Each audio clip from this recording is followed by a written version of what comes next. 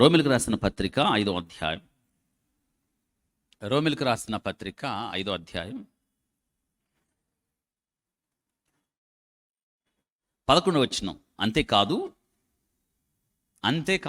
అంటే ఏంటి దాని అర్థం? ఇంకా ఉంది.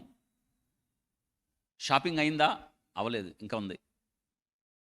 ఇంతేనా కొంది? లేదు, ఇంకా కొనాలి. అంటే దాని అర్థం ఏంటి చెప్పండి? ఇంకా ఉంది. ఎప్పుడు అవుద్ది? అవ్వదు. అది 9ంటికి ఇంటికాడ బయలుదేరి వెళ్ళారు. ఏమై వెళ్ళారంటే ఎట్టయినా 11ంటికల్లా రావాలి. అప్పుడు తిరిగింది 2 కోట్లే మీరు. ఎందుకని? అక్కడ మనకేం నచ్చలా, ఇంకొకటికి పోయారు, నచ్చలా. మీరు వెళ్తుండగా మీకేంటంటే ఏవి నచ్చలా, తిరిగి ఎక్కడ ప్రారంభించితురో. ఎందుకని? ఏమైంది మీకు ఆలోచించారా? మీకేమి సంభవించను? యోనా చెప్పండి, నీకు ఏమి సంభవించను? నీకే పోయే కాలం వచ్చింది, అట్నే నిద్రపోతున్నావు. మనకు చాలా సంభవిస్తాయి. ఇక్కడ ఏం చెప్తున్నాడు? ఇంతే కాదు. ఒక్కసారి గుర్తుపెట్టుకోండి, క్రిస్మస్ చేసే మనం ఒక్కసారి ఈ వాక్యం వింటే మనం దాని జోలికే పోం. రోజు క్రైస్తవులుగా బ్రతుకుతాం, రోజు సిలువ, మనల్ని మనం సిలువ వేసుకుంటాం, లోకానికి సిలువ వేయబడతాం. ఏది వ్యర్థంగా ఖర్చు పెట్టాం. ఎందుకంటే అంతేకాదు, ఇక్కడ చూడండి ఏం చెప్పి, అంతేకాదు మన ప్రభువైన యేసుక్రీస్తు ద్వారా మనం దేవుని యందు అతిశయపడుచున్నాం. ఎవరి యందు? దేవుని యందు. ఆయన ద్వారానే మనం ఇప్పుడు సమాధాన స్థితి పొందియము. ఇప్పుడు చూడండి, అతిశయపడుచున్నాం. ఎవరిని బట్టి? అతిశయపడకముందు మనం ఎవరమో తెలుసా? ఈ సమాధానం పొందకముందు మనం ఎవరమో తెలుసా? ఇందులో 4 విషయాలు చెప్పాడు. ఈ 4 విషయాలు మనం ఒప్పుకోవాల్సిందే. యేసు క్రీస్తు లోకానికి రాకపోతే, యేసు క్రీస్తు ప్రభు వారు మానవ శరీరాన్ని ధరించకపోతే ఈ స్థితి మనకు వచ్చేది కాదు, ఈ అతిశయం మనకు వచ్చేది కాదు. అందులో చూసారా, అక్కడ వాక్యంలో రాయబడింది చూడండి, 6వ వచనంలో మనం ఎవరమంటే, 6వ వచనంలో మనం ఇంకనూ బలహీనలం. అండర్లైన్ చేయండి. మనం ఎవరమో చూడండి, మన పేర్లు బలహీనలం. తర్వాత 8వ వచనంలో చూడండి, అయితే దేవుడు మన ఎడల తన ప్రేమను వెల్లపరచున్నాడు. ఎట్లా అనగా మనం ఇంకనూ పాపులం. 2, మనం ఇంకనూ పాపులం.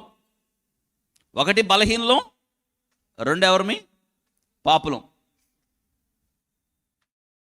బలహీనులం, దానిలో బలహీనులమైంది. దానిపైన ఇంకోటి ఉంది, యుక్త కాలమున భక్తిహీనులు. మనం ఎవరమి? 2 భక్తిహీనులు అయ్యండి. 1 బలహీనులు, భక్తిహీనులు, తర్వాత పాపులు. ఆ తర్వాత చూడండి 10వ వచనం, మనం ఎవరమి? ఎన్ని వచ్చినాయి మనకి? 4. 1 బలహీనులు, 2 భక్తిహీనులు, 3 పాపులు, 4. ఇది మనం ఒకనప్పుడు. ఈ స్థితి ఎవరు రక్షించాలి మనల్ని? ఈ బలహీనుడిని ఎవరు రక్షించాలి? ఈ భక్తిహీనుడిని ఎవరు రక్షించాలి? చూసారా, ఈ దూరస్థుడైన వ్యక్తి లేదా శత్రువు అయిన వ్యక్తిని ఎవరు రక్షించాలి?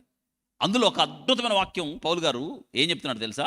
చూడండి, అందుకే చెప్పాడు. ఏం చెప్తున్నాడంటే చూడండి, నీతిమంతుని కొరకు సైతము ఒకడు చనిపోటారుదు. 7వ వచనంలో, మంచివారి కొరకు ఎవడైనా ఒకవేళ చనిపోవా తెగించవచ్చు. ఇప్పుడు చెప్పండి, ఈ 4 ఉన్న వ్యక్తులు మంచి ఉంటుందా? ఉండదు. ఈ యొక్క చూడండి, ఈ 4 ఉన్న వ్యక్తిలో మంచి ఎందుకు ఉంటుంది? అందుకే 8వ వచనంలో దేవుడు చూడండి తన ప్రేమను వెల్లడిపరుచున్నాడు. ఎట్లనగా మనం ఇంకనూ ఏమై ఉండగా? పాపులమై ఉండగా. మనం ఇంకనూ పాపులమై ఉండగా అని మన కొరకు చనిపోయాడు. ఇందులోనే 8వ అధ్యాయంలో ఏం చెప్పాడు తెలుసా? 8వ అధ్యాయంలో చూడండి, 8వ అధ్యాయం 32. ఇదే క్రిస్మస్ అంటే. 32లో తన సొంత కుమారుని అనుగ్రహించుటకు వెనుతీయక మనందరి కొరకు ఆయన అప్పగించినవాడు. ఆయన అప్పగించేశాడు. అప్పగించినవాడు ఆయన. రాకపోతే ఈ రక్షణ ఉండేది కాదు. యేసుక్రీస్తు ప్రభువారు ఈ లోకానికి ఉదయించిన వేళ క్రిస్మస్ అయితే, ఆయన మరణాన్ని గెలిచి తిరిగి లేచిన వేళ ఆయన సమాధానాన్ని ఇచ్చాడు. ఇదే యేసుక్రీస్తు యొక్క జీవితం సమాధితో ముగిలేదు. సమాధిని గెలిచి తిరిగి లేవడం ద్వారా క్రైస్తవునికి నిరీక్షణ వచ్చింది. వర్తమానం ఏం చెప్తుందంటే మనం అతిశయపడాలి. ఎవరి గురించి అంటే, ఇదిగో అద్భుతమైనది ఏంటంటే చూడండి, అతిశయం 8వ అధ్యాయం చక్కగా రాయబడింది చూడండి. సొంత కుమారుణ్ణి 4వ వచనంలో 8:4 దేవుడు తన సొంత కుమారుని పాప శరీరాకారముతో పంపి ఆయన శరీరమందు ఏంటంట పాపమునకు. ఇంతకీ ఆ పాపం చేసింది ఎవరు? మనమే కదా. శిక్ష అనిపించింది ఎవరు? దేవుడే కుమారుడయ్యాడు అంతే. అంటే మనం చేసిన పాపానికి శిక్ష ఎవరు అనిపించాలి? మనం. కానీ అనుభవించింది ఎవరు? అందుకే ఆయన ఈ లోకానికి వచ్చాడు. ఒక్క విషయం తెలుసా, యేసుక్రీస్తు ప్రభువారు ఎందుకు వచ్చాడు అంటే ప్రాణం పెట్టడానికి వచ్చాడు, చనిపోవడానికే వచ్చాడు. భక్తిహీనుల కొరకు, బలహీనుల కొరకు, దూరస్తుల కొరకు, శత్రువుల కొరకు ఆయన మన కొరకంట ఏమయ్యాడు? ప్రాణం పెట్టాడు. ప్రాణం పెట్టడమే కాదు, మరణాన్ని గెలిచి తిరిగి లేచాడు. మనకు నిరీక్షణ కలిగింది.